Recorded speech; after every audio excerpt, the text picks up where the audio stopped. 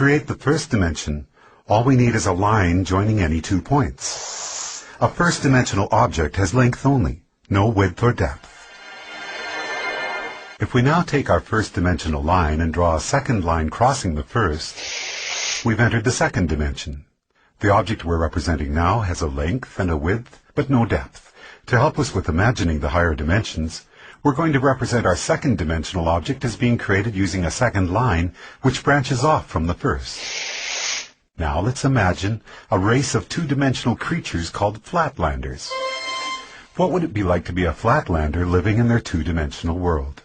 A two-dimensional creature would have only length and width, as if they were the royalty on an impossibly flat playing card.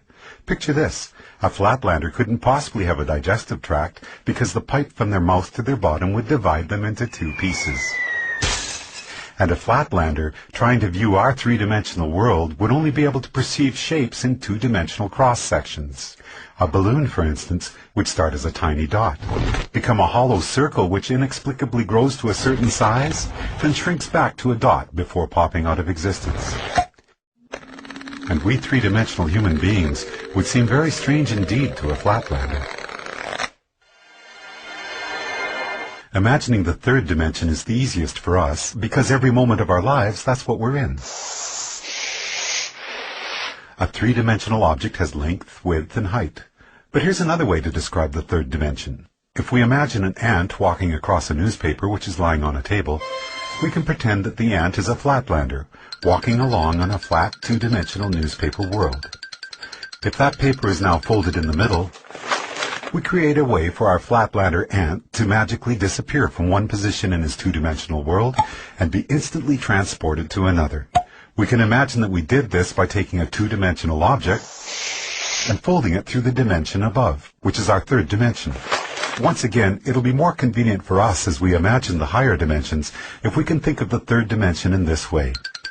The third dimension is what you fold through to jump from one point to another in the dimension below. The first 3 dimensions can be described with these words: length, width, and depth. What word can we assign to the 4th dimension? One answer would be duration. If we think of ourselves as we were 1 minute ago, and then imagine ourselves as we are at this moment, the line we could draw from the 1 minute ago version to the right now version would be a line in the 4th dimension. If you were to see your body in the 4th dimension, you'd be like a long undulating snake, with your embryonic self at one end and your deceased self at the other. But because we live from moment to moment in the 3rd dimension, we're like our second-dimensional flatlanders.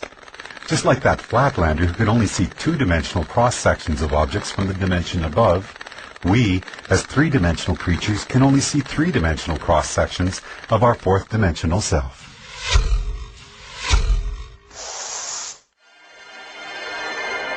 One of the most intriguing aspects of there being one dimension stacked on another is that down here in the dimensions below we can be unaware of our motion in the dimensions above.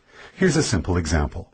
If we make a Mobius strip, take a long strip of paper, add one twist to it and tape the ends together, and draw a line down the length of it, our line will eventually be on both sides of the paper before it meets back with itself. It appears, somewhat amazingly, that the strip has only one side, so it must be a representation of a two-dimensional object. And this means that a two-dimensional flatlander, traveling down the line we just drew, would end up back where they started without ever feeling like they had left the 2nd dimension. In reality, they would be looping and twisting in the 3rd dimension, even though to them it felt like they were traveling in a straight line. The 4th dimension, time, feels like a straight line to us, moving from the past to the future. But that straight line in the 4th dimension is, like the Mobius strip, actually twisting and turning in the dimension above. So the long undulating snake that is us will feel like it is moving in a straight line in the 4th dimension, but there will actually be, in the 5th dimension, a multitude of paths that we could branch to at any given moment. Those branches will be influenced by our own choice, chance, and the actions of others. Quantum physics tells us that the subatomic particles that make up our world are collapsed from waves of probability simply by the act of observation. In the picture we are drawing for ourselves here, we can now start to see how each of us are collapsing the indeterminate wave of probable futures contained in the 5th dimension into the fourth dimensional line that we are experiencing as time.